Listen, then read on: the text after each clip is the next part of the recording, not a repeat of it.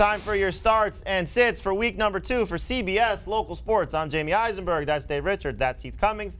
Let's get to your start quarterbacks. Gentlemen, who are we starting this week? We're going with Jimmy Garoppolo, who had a terrible game in week 1 against the Minnesota Vikings, but he's going to bounce back at home against the Detroit Lions in week 2. That Lions defense allowed 2 touchdowns to Sam Darnold on Monday night. Now I think Garoppolo picks up the pieces, will get protection, and will throw downfield. A big game coming for Jimmy G. But we're sitting Cam Newton in Atlanta. He has a bad history over the last 3 or 4 years in Atlanta, and he's got a lot of problems on offensive line. Greg Olsen, the security blanket, is gone. Just don't feel like Cam is safe this week. Yeah, I agree with you that offensive line and the tight end situation make it troubling for Mr. Newton.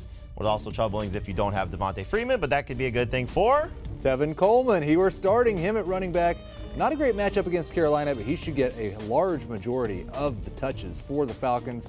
And as Dave Richard would say, he has a 100% success rate. Yes. Devontae Freeman is not in the lineup. You know who's got a 100% success rate against Jamal Williams? The Minnesota Vikings. They seem to have a great success rate against every running back that they go up against. Jamal Williams had 3.7 yards per carry against them week 16 last year.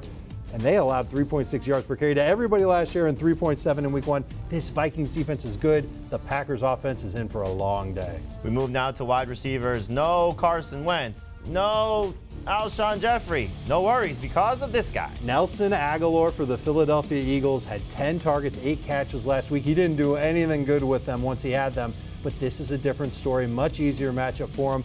Tampa Bay starting 2 rookie cornerbacks. Aguilar's got a great matchup. You know who'd like 10 targets? Amari Cooper, but he's not going to get them, not against the Denver Broncos. This defense has given him fits in the past with Derek Carr on the road. Don't trust almost any Raiders pass catchers. Oh, a little tease there. Almost any Raiders pass catchers like this guy at the tight end position. Absolutely. Jared Cook, why wouldn't you trust him? Coming off a monster game against the Rams, facing a very similar defense in Denver, just not quite as talented.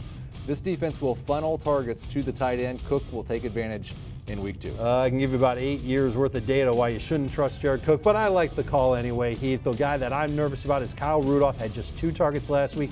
Yeah, he caught a touchdown on one of them, but not a lot of yardage with him. That's his MO.